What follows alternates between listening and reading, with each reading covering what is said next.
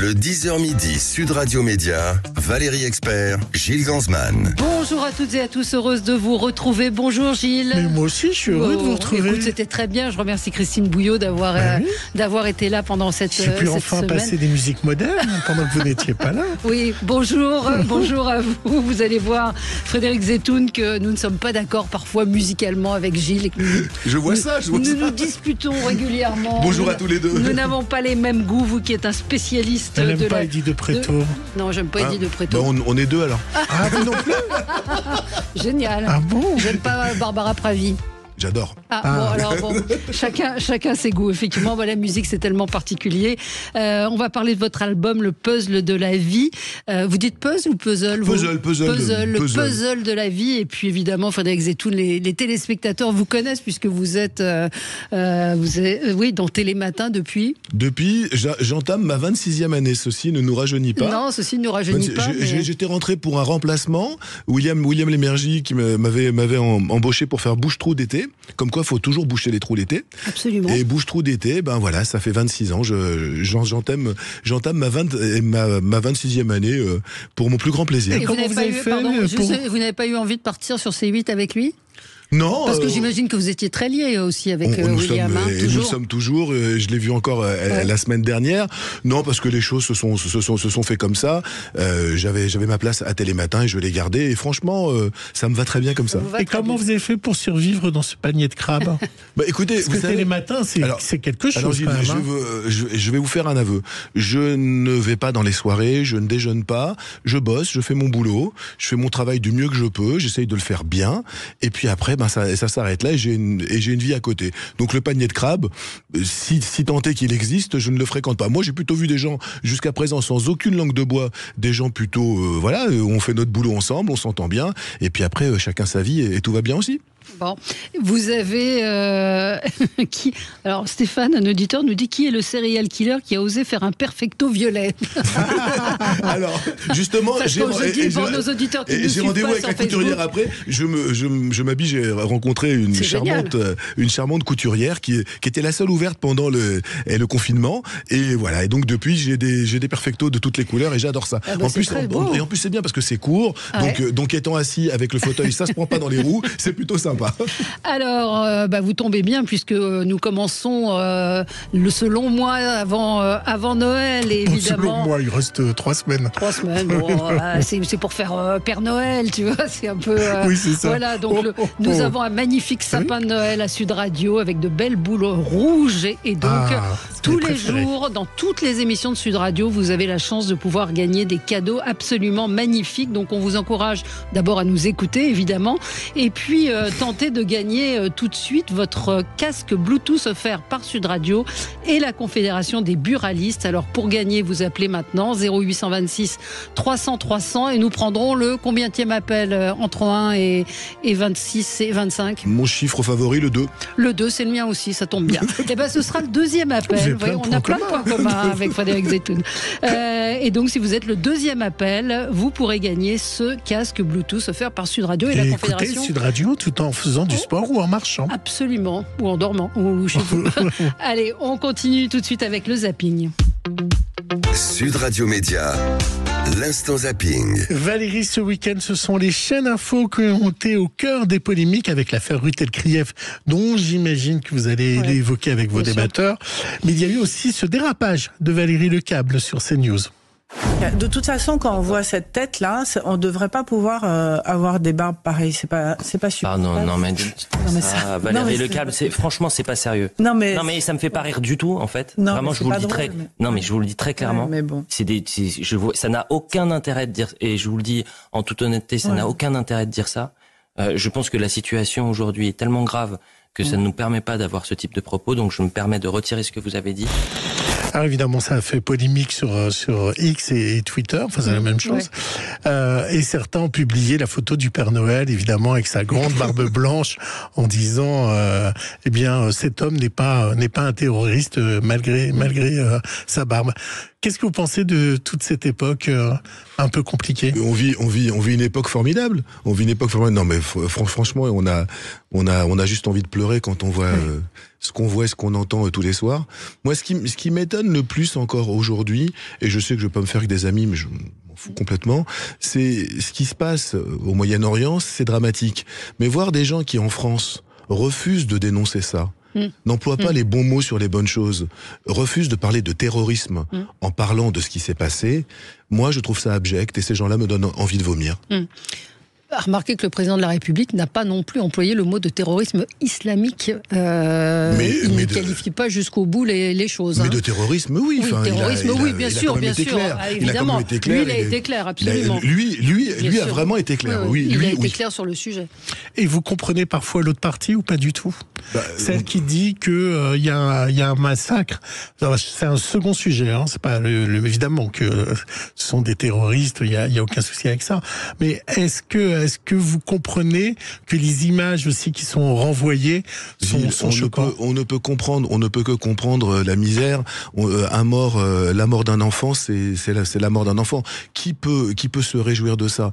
Mais encore une fois, cet amalgame me gêne. Il y a eu quelque chose qui a déclenché tout ça à la base, qui a été absolument une barbarie. Encore une fois, je reprends le mot de Albert Camus, quand on parle de résistance en parlant de ces gens-là, c'est une insulte à Jean Moulin, c'est une insulte à Guy Môquet, c'est une insulte à tous les résistants qui résistent de par le monde. Tout a commencé quand même par quelque chose qui s'appelle un pogrom. On a tué des gens parce qu'ils étaient juifs et pour rien d'autre. En plus, où ils sont vraiment très cons, c'est que les gens qui étaient en train de faire la fête ce jour-là étaient des gens de Shalom Arshav, qui est le mouvement d'extrême gauche et pacifique israélien. Ces gens-là ont été décapités, égorgés, éventrés. Moi, le reste, après, bien sûr, 2 États, la paix, mais bien sûr, tout va bien, et la colombe en prime. Pour l'instant, ce n'est pas le propos. Dans certains titres de vos albums et de vos spectacles, vous mettez le mot juif, vous allez continuer? Bien évidemment. D'ailleurs, je crois qu'au Trianon, le 17 décembre, nous aurons une sécurité. Et tout va bien. Moi, j'assume entièrement. Mais vous vous rendez compte, aujourd'hui, on est obligé d'avoir une sécurité dans un spectacle. Exactement. Il y a toujours des contrôles, mais des sécurités renforcées aujourd'hui. Parce qu'une partie des places va être revendue au profit du Magen David Adom, qui est la Croix-Rouge israélienne, qui est une organisation extrêmement pacifique. Oui, nous sommes obligés d'avoir une sécurité. Ça ne nous empêchera pas de faire un beau spectacle plein de joie aussi. Ce sera le 17 décembre prochain au Trianon de Paris, et vous déplacerez en province ou pas? Bien évidemment, on en reparlera tout à l'heure, mais déjà le 17 décembre. Restons sur les chaînes info, Valérie, avec vendredi le départ de Bruce Toussaint de BFM pour démarrer une sorte de télématin sur TF1. Un mot enfin pour vous dire au revoir, car c'est ma dernière ici à BFM TV. J'ai passé 5 années inoubliables grâce à vous et à votre fidélité. Je remercie très sincèrement et chaleureusement la rédaction qui fait un travail formidable chaque jour partout en France et dans le monde pour vous informer. Merci aux équipes techniques, merci à la direction, merci à Marc-Olivier Fogiel. C'est Maxime Switek qui sera avec vous tous les matins. Nous nous reverrons un jour ou l'autre. Bonne journée, bon week-end. Ça vous parle, cette fin? Bien évidemment, c'est bien d'avoir de la concurrence. C'est ça, je trouve, d'avoir de la concurrence. On était quasiment en position de monopole depuis maintenant un quart de siècle. Certaines télés s'étaient essayées, mais pour l'instant, Télématin est resté leader. C'est bien, ça va amener chacun à retrousser ses manches et à se réinventer ou à continuer à faire ce qu'on fait. Non, mais je pensais que vous auriez réagi sur Nous nous reverrons un jour ou l'autre. Nous nous reverrons un jour ou l'autre. Nous nous reverrons une magnifique chanson de Charles Aznavour. Voilà, vous racontez tellement bien les histoires des chansons, Frédéric Zetoun. On va en reparler avec vous tout à l'heure. On continue les zappings. Anne Roumanoff était... Alors là aussi, elle a bien raconté les histoires. Anne Roumanoff était invitée de Quotidien et a expliqué que ce n'est pas forcément ceux qu'on imagine qui réussissent. Elle a fait part d'anecdotes savoureuses. Vraiment, l'extrait est formidable. Souvent, c'est les gens qui partent avec le plus d'handicap au départ. Et s'ils arrivent à le surmonter, en fait, ça fait des personnalités intéressantes. Il y a des personnes qui sont des stars aujourd'hui que vous avez... Ouais. Qui, par exemple? Par exemple, Mylène Farmer. Vous n'y croyez pas, quoi? J'ai vraiment été très jeune dans le concert, donc j'avais 16 ans. Elle faisait une scène de Tchekhov avec un petit soda de plomb dans de l'eau. C'était intéressant, quoi. Tout le monde regardait, mais on m'aurait dit que cette fille, 5 ans après, elle était à Bercy. J'aurais dit, mais bien sûr. Ou Vincent Lindon, qui bégayait, qui Je disais, mais le pauvre, il va jamais arriver à rien. Je pense que je suis pas du tout perspicace, en fait.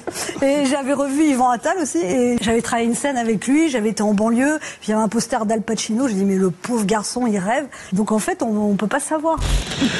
C'est drôle. Sur Mylène Farmer, une toute petite anecdote libertine qui a été un de ses premiers succès. Au départ, était une chanson qui avait été composée par Jean-Claude Dequéan, qui nous écoute peut-être, et qui était destinée à Annie Cordy, qui s'appelait L'amour tutti frutti. Et ils ont changé le texte, ils ont viré L'amour tutti frutti.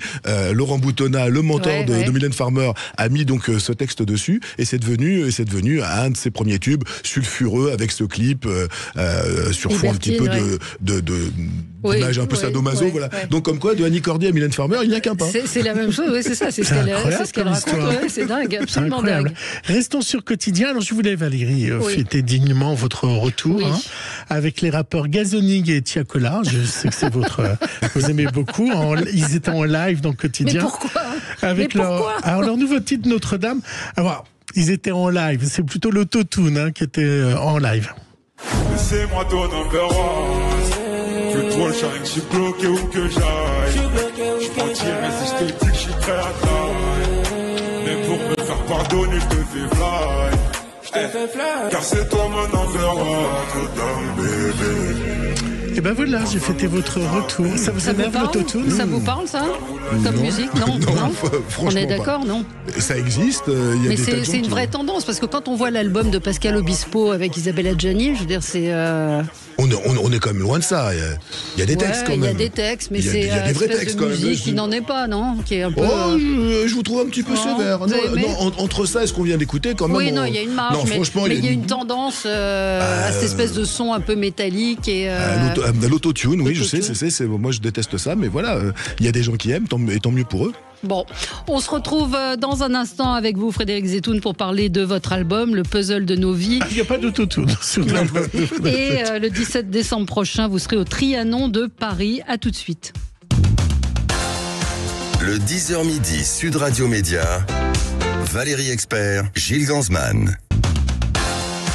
Le 10h midi, Sud Radio Média, Valérie Expert, Gilles Gansman. Allez, de retour avec vous et avec Frédéric Zetoun. Et Frédéric Zetoun, c'est une figure évidemment du petit écran. On va parler de votre album, Le Puzzle de nos vies, de votre concert au Trianon de Paris le 17 décembre prochain. Mais c'est le moment de dévoiler le nom de notre gagnant, qui est une gagnante. C'est Isabelle. Bonjour Isabelle. Bonjour Valérie. Vous nous appelez de Saint-Marcel-sur-Aude et vous avez gagné ce magnifique casque Bluetooth qui vous est offert par Sud Radio et la Confédération des buralistes. Qu'est-ce que vous allez en faire de ce casque Bluetooth, Isabelle ? Je sais pas, je vais sûrement le donner à un de mes fils. À un de vos fils, bon, très bien, ce sera un cadeau de plus sous le sapin. Vous commencez à préparer Noël déjà ou pas ? Un petit peu, oui, un petit peu, oui, avec les enfants, les petits-enfants, oui. Vous avez fait le sapin, pas encore ?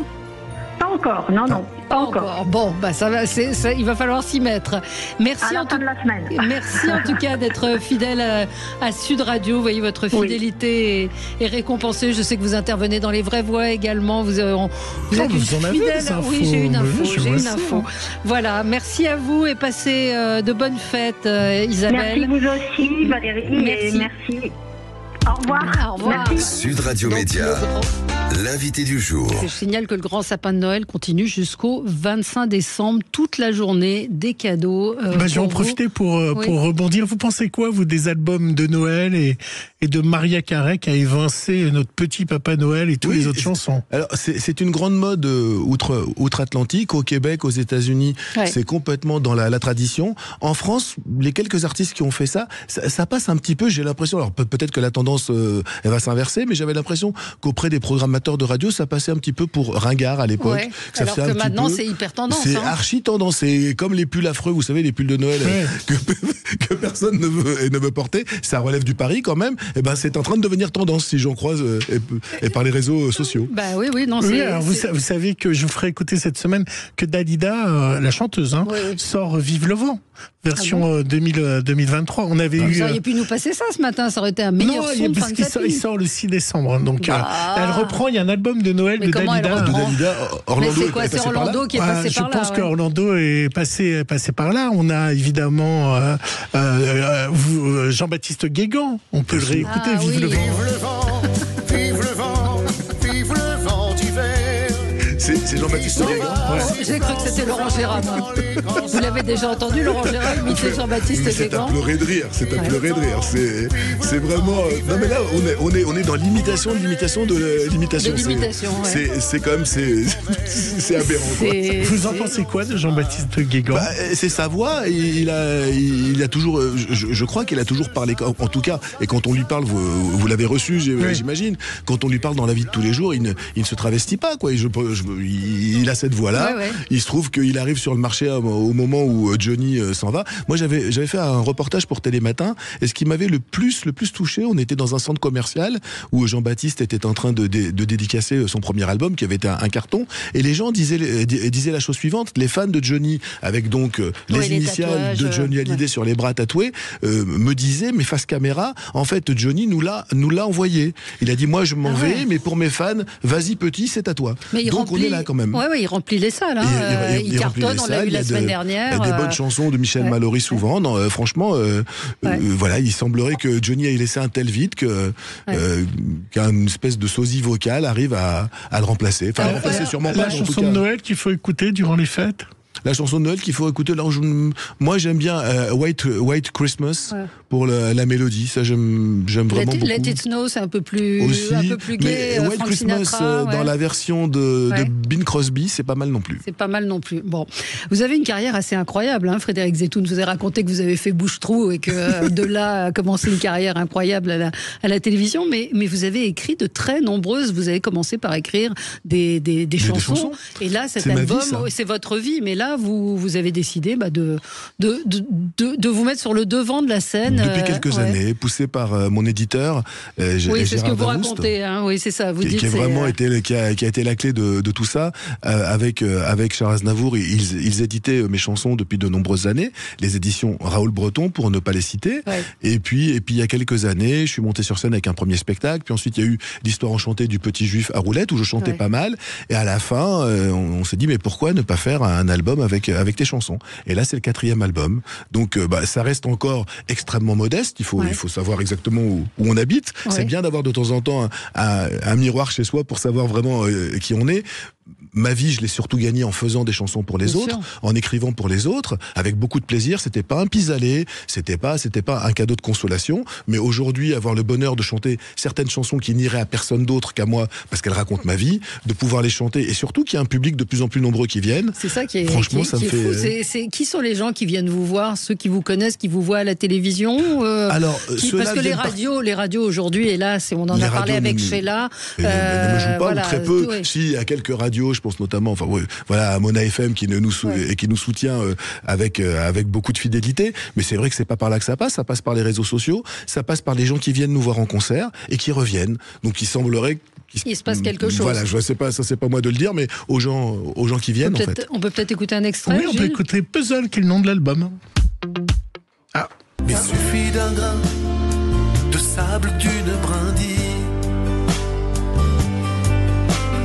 que s'éparpille le puzzle de nos vies.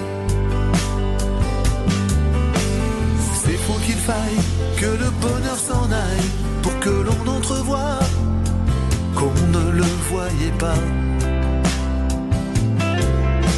C'est faux qu'il faille que le bonheur s'en aille pour que l'on entrevoie combien il était là. Vous aimez ce genre de choses? Oui, moi j'aime. Voilà, j'aime les balades, votre voix. les paroles. Vous avez une voix, alors comment le dire sans une voix très jeune. Oui, mais vous savez que je suis un jeune artiste de 62 ans. Oui, mais et en développement. Mais quand on vous écoute, il y a une voix très claire, très Merci, jeune. Oui, non, mais vraiment, je sais pas si c'est un compliment ou pas, mais je le prends comme tel en tout cas. Oui. Mais vous avez eu attendu quand même avant de vous lancer dans la chanson. J'ai fait un premier 45 tours en 1983. En 1983, j'ai fait un succès d'estime. Un succès d'estime, c'est quand vous vendez un disque à votre père, un disque à votre mère. Voilà, c'est ce qu'on appelle pudiquement un succès d'estime. Mais à l'époque, Michel Drucker m'avait reçu dans Champs-Élysées. À l'époque, une autre grande radio périphérique avait eu un coup de cœur pour ce 45 tours. Je pense que je n'étais pas prêt, que les gens n'étaient pas prêts. Je n'étais pas prêt parce que j'avais tout juste 20 ans, j'étais étudiant en droit et franchement, j'avais pas compris grand-chose à ce métier. C'était un petit peu, j'arrivais de la salle à manger de chez mes parents et je me retrouvais chez Michel Drucker. Et puis je pense que les gens n'étaient pas prêts parce que les quelques articles que j'avais pu avoir à l'époque parlaient plus de mon fauteuil roulant que de mes chansons. Et ça m'a profondément agacé. C'est pour ça que j'ai fait le choix d'écrire pour les autres, avec encore une fois beaucoup de bonheur. Pourquoi ça vous a agacé ? Et ça m'a agacé parce que c'était pas du tout ça que je voulais que je voulais mettre en avant. Moi, pour moi. Oui, mais par exemple, vous êtes le seul sur scène. Moi, je connais pas d'autres chanteurs, sauf là où un incroyable talent. Il y a une personne en fauteuil roulant qui chante incroyablement bien, qui est passé à l'antenne mardi dernier. Mais il n'y a pas d'autres chanteurs en fauteuil roulant. Il n'y a pas de comédien en fauteuil roulant. C'est vrai. Il y a un autre animateur qui était dans Télématin avec vous, qui parlait voyage. Et Jacques de Jondy, qui était avec vous, mais on les voit pas à la télé. C'est vrai qu'on est une minorité. Donc je trouvais que dire ça, c'est normal qu'on soit surpris, puisqu'il n'y a pas d'autres chanteurs. Hein. Mais entre le dire, enfin moi je ne cache rien, je suis pas un homme trop. Non, puis en plus, vraiment, je le revendique. Votre spectacle. Et j'ai écrit un livre qui s'appelle Fauteuil d'artiste, où je dénonce quand même certaines choses, notamment sur l'inaccessibilité encore de plein de lieux publics. Je suis vraiment engagé là-dedans, je suis vraiment engagé dans ce combat-là. Mais à l'époque, et j'avais 20 ans, et on ne parlait. Vous vous retrouvez avec un article, le chanteur de l'espoir. C'est pas ça, moi, que j'avais envie de mettre. Non. Moi, dans mes rapports amoureux, dans mes rapports amicaux, dans mes rapports professionnels, le fauteuil n'existe pas. C'était ça qui me gênait, c'est qu'on pointait plus. J'avais l'impression de devenir un petit phénomène de foire, tout petit, et qu'on n'écoutait pas mes chansons. C'est pour ça que j'ai eu beaucoup de bonheur à écrire pour les autres. Et là, maintenant, on y revient. Alors, j'adore sa voix, nous dit Stéphane. Ça me rappelle Mancet, Yves Simon. Ah oui. Moi, ça m'a rappelé Yves Simon, cet album. C'est des compliments pour moi. Mickaël dit: je vous adore, je suis une personne handicapée, gros soutien. Donc c'est vrai que je pense qu'il y a aussi une représentation qui touche aussi un certain nombre de personnes, parce qu'on vient de le dire, parce que le handicap est très peu visible, hélas, à la télévision. Vous savez, le plus beau message que j'ai reçu, c'est un adolescent en seconde qui me dit j'ai lu votre livre et j'ai eu envie de m'inscrire au club théâtre de mon lycée. Il avait pas osé s'inscrire à ce club théâtre en pensant que justement avec un fauteuil il ne pourrait pas jouer. Moi, il y a des gens qui m'ont ouvert des petits coins de ciel. Si aujourd'hui à mon tour je peux ouvrir des petits coins de possible à des gens, écoutez, j'en suis ravi, quoi. Vous pensez que les médias n'aiment pas les handicapés ? Je pense que ça fait peur. Aimer ou ne pas aimer, je sais pas ce que ça veut dire. Je pense que ça fait peur. Je pense que aujourd'hui encore, il y a des émissions de télé en promo que je ne fais pas parce qu'il n'y a pas d'accès. Je le sais. Et on a peur. Oh là là. Puis il y a une telle liste d'attente. Et puis c'est vrai que je ne suis pas incontournable aujourd'hui. J'ai besoin de promo comme tout le monde, mais je ne suis pas. Je sors un album, tout le monde ne se précipite pas pour m'inviter. Donc quand il y a une longue liste d'attente, peut-être que des choses plus faciles qui vont poser moins de problèmes, on va peut-être plus inviter Vous ne ferez pas la Starac. Écoutez, s'il m'invite, j'y vais en courant, mais je crois que le château doit être accessible. Oui. Alors, on se retrouve dans un instant avec vous, Frédéric Zetoun, pour parler de votre album et puis de votre spectacle. À tout de suite. Le 10h midi, Sud Radio Média, Valérie Expert, Gilles Gansman. Ça s'est passé sur Sud Radio. Jérôme Cahuzac, pourquoi avez-vous menti ? Ce que j'ai fait, ça me hante. J'ai été ce que j'aurais jamais voulu être, j'ai fait ce que j'aurais jamais voulu faire. Mais c'est quelque chose que je dois assumer. En général, on ment quand on est acculé, on ment parce qu'on ne sait pas s'en sortir. Mais même en disant ça, je suis gêné parce que je ne me trouve pas d'excuses. Sud Radio, parlons. Sud Radio. Le supplément média. Le supplément média avec Frédéric Zetoun. Donc Frédéric Zetoun qui est avec nous, que vous retrouvez dans Télématin depuis 23 ans, c'est ça ? 26 ans bientôt. Figure quand même bien connue de nos auditeurs et téléspectateurs. Vous venez nous voir pour nous parler de cet album, le puzzle de nos vies. Et puis vous serez le 17 décembre prochain au Trianon. On peut même faire gagner des places pour le Trianon, nous a dit votre attaché de presse, pour ceux qui voudraient venir venir vous voir et qui habitent Paris, c'est vrai qu'on a beaucoup d'auditeurs dans le sud-ouest, mais grâce au DAB+, vous pouvez nous entendre un petit peu partout en France. Donc si vous êtes en région parisienne, on vous offre 2 places pour aller voir Frédéric Zetoun. On va réécouter un extrait de votre album dans un instant. Il y a un auditeur qui pose la question sur le souffle quand on est assis. Ça vous a pas posé de problème ? N'ayant jamais chanté debout, je peux pas. Et là, vous en étouffez. Je ne saurais pas faire la comparaison. Non, je chante naturellement. Je me suis pas posé cette question. C'est vrai qu'il y a une copine qui est prof de chant qui m'avait parlé de la colonne d'air et tout ça. Écoutez, pour l'instant, ça tient. Mais d'où vient cette passion pour la chanson et comment vous connaissez toutes ces histoires ? Parce que la chanson, quand j'étais petit, il y a des choses qui vous sauvent la vie. Et les chansons, ça m'a vraiment sauvé la vie. Dans des moments, on va pas faire ni Zola ni Charles Dickens, mais dans des moments où je me posais quelques questions sur mon avenir, qui n'étaient pas forcément le plus rose sur le papier, en écoutant des chansons, et notamment en écoutant, c'est quand même dingue. Moi, j'écoutais à 6 ans, j'écoutais Frédéric François. Je pensais pas que j'écrirais 80 chansons pour lui ensuite, quoi. 80 chansons. On a 80 chansons enregistrées à ce jour. Et j'écoutais ça. C'est laquelle la plus connue ? La plus connue, c'est Et si l'on parlait d'amour, que ses fans connaissent. Enfin, et avec Fredo, il y a toujours amour qui rime avec toujours. Ça fait partie du cahier des charges. Mais entre autres, Frédéric François. Et quand j'écoutais ces voix-là, je me disais que il y avait une lumière possible, qui aurait un avenir possible. Et donc, depuis toujours, à 10 ans, j'ai commencé à écrire des chansons, des brouillons de poèmes, et pour essayer de pécho les copines qui étaient dans ma classe. En fait, je voulais plus qu'on me regarde pour être le mec qui joue de la guitare mal, mais qui chante, plutôt que pour être le mec qui est en fauteuil roulant. En fait, c'était juste changer de différence. Mais les secrets, ils viennent d'où ? Après, comment c'est venu vous faites chanson bien le cœur, vous allez sur Wikipédia ? Pas du tout. Qu'il est méchant. Pas du tout. Je ne relèverai même pas. On ne joue pas longtemps au tennis avec une balle qui ne rebondit pas.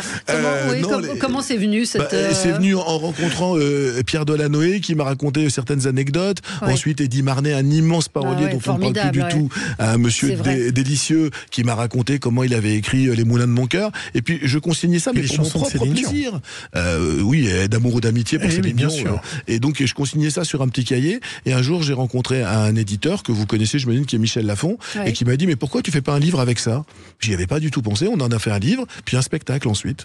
Et donc voilà, c'est parti comme ça. Et c'est ce bouquin qui est arrivé un jour à une veille d'été sur le bureau de William Lémergie, qui m'a dit, je cherche un bouche-trou d'été. Tu vas venir nous raconter des tubes de l'été. Il fallait une chronique pas chère. Là, j'étais seul en plateau et je racontais, voilà. Et 3 photos et la blague était faite, voilà. Et c'est parti comme ça. C'est fascinant. Après, vous entendez bien avec Manoukian, avec André Manoukian ? Très bien, très bien. On s'est rencontrés. C'est quelqu'un qui connaît bien son métier aussi. Oui, on l'entend régulièrement. Alors Valérie, j'avais le choix entre les jours où je me fais de la peine, l'adolescent, l'appel de poche. Je me suis dit que je connais un peu votre humour. Je pensais que je me suis dit que ça allait vous faire rire. Je vous propose d'écouter Mes poils sur le savon. Elle dit qu'elle supporte plus mes poils sur le savon. J'ai compris, j'ai bien vu son exaspération. Je n'aurais jamais cru que notre amour-passion se trouve un jour pendu au poil sur un savon. Alors moi, je me suis demandé durant toute la chanson de quelle partie du corps venaient ces poils. Je vous laisse libre cours à votre imagination. Non, mais c'est une chanson qui est beaucoup plus tragique qu'elle n'en a l'air. On l'a traitée sur un reggae solaire comme ça et tout. Mais en fait, c'est une chanson sur le désamour. Jusqu'où le désamour va se nicher au bout de quelques années de vie commune les ou peu défauts commune. des autres. Absolument. Voilà. Et donc, c'est vrai que souvent, le tube de dentifrice qui est mal rebouché, suivi du poil sur le savon, ça fait travailler des avocats. C'est un album très éclectique. On a entendu, c'est vrai, quand on l'écoute dans son ensemble, il y a ce type de rythme, et puis il y a des choses beaucoup plus mélancoliques et beaucoup plus intimistes.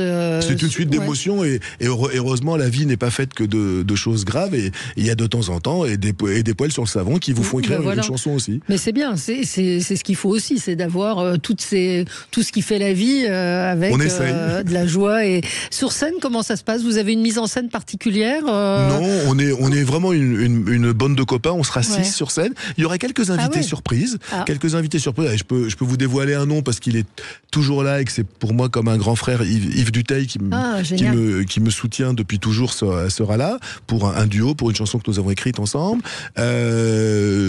Puis dans les surprises que je peux dire aussi, puisqu'elle en a parlé aussi, il y a Marie-Paul Bell qui m'a composé une musique sur un texte qui s'appelle Le Monsieur de la télé, sur ces gens qui vous arrêtent dans la rue, qui connaissent pas votre nom, mais qui veulent absolument savoir si la couleur des cheveux de la housse est vraie et s'il faut coucher avec Michel Drucker pour faire carrière dans ce métier. Donc voilà, donc c'est Marie-Paul qui a mis ça en musique, et puis d'autres invités. Voilà, il y a pas mal de jolies surprises. Qu'est-ce qu'on vous dit dans la rue justement quand on vous croise ?